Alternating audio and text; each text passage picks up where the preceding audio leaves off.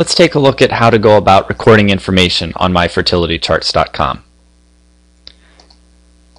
There are several different types of information that you can record on the site.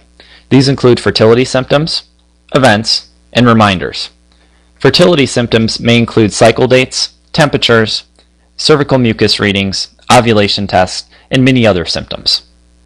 When it comes to events, you can record information such as illnesses, medications, moods, etc. The individual events also allow you to specify custom events, which you can describe using any text that you wish. You may also record reminders on the site to help you keep track of appointments and activities. All three of these types of data can be accessed under the Data Links category on the main menu. These links appear down below and are shown as fertility data, event data, and reminders respectively. First, let's talk about fertility symptoms. To record fertility symptoms, the first step is to select a date by clicking on the main calendar. This slide shows the fertility data page, which will appear after you click on the fertility data link on the main menu. Once you get to this page, you can click on the date that you want to view or change the recorded symptoms. In this example, let's click on March 10th, 2009. Clicking on that date on the calendar will cause the March 10th symptoms to load. You can view these symptoms and then make changes.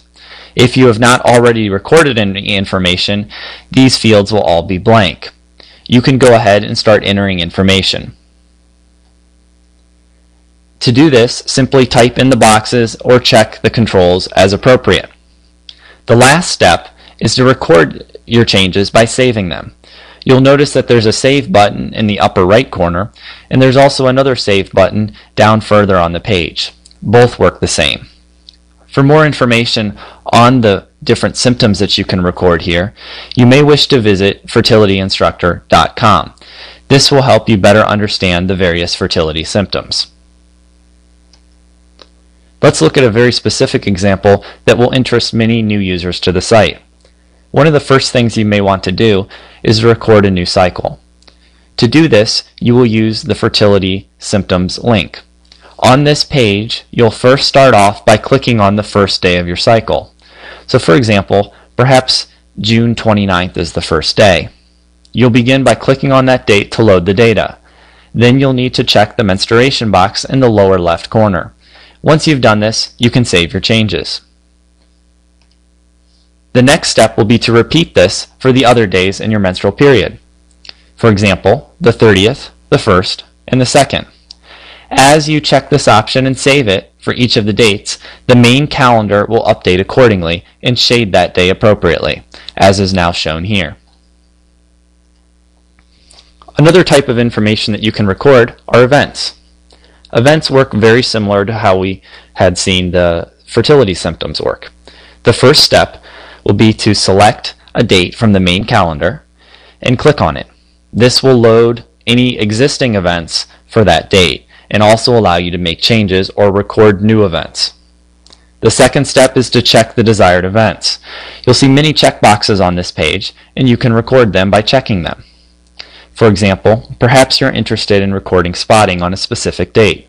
To do this, you'll simply go down to the physical events section and then check the spotting box. Once this has been done and any other events have also been updated, you can push the Save button in the upper right corner. You can also scroll further down on the page and you'll find a Save button at the bottom as well. There are two types of events that will show up on the events page. The first are custom events. These are events that you can specify. You completely control what you want these events to be, and this allows you to record any type of information that you want and not just the predefined events which are already populated on the site. The second category are those predefined events. These are events which have already been fixed on the site and you can record. They are available to you, but they cannot be changed. If you have a very specific need that's not handled by some of the predefined events, you can define the custom events so that you can still record that. The predefined events are categorized under different categories, such as emotional events, physical events, actions, medications, pregnancy, etc. If you're interested in setting some of the custom events, you can do this by going to the Settings link on the main menu. Under this category, you will see a Define Custom Events button. You can click on that to go to this page, which is shown down here below. This will allow you to view and configure current events, if you've already specified some, and also to add a new event. So the first time you come here, you won't have any custom events defined.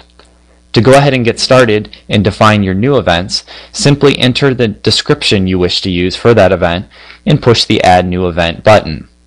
After you've defined some events in your profile, you can go back and make changes to them as necessary. This may include deleting selected events or even renaming selected events. The next type of data that we'll look at are reminders. You can view and record reminders very similar to the other types of data that we've looked at. You'll start off by clicking on a date on the calendar, and then that will cause the page to load any existing reminders for that date. So for example here, by clicking on March 16th, the existing reminders for that date are shown. You can make changes to these existing reminders, such as editing them or deleting them altogether. It's also possible to record new reminders. To do this, simply enter a time and a description and use the Create New button. This will cause a new reminder to show up on this page as well. You can do this many times to define additional reminders for a given date. If you want to define an appointment or reminder on a different date, simply go back to the calendar and click on that date next, and then you can go ahead and define it there.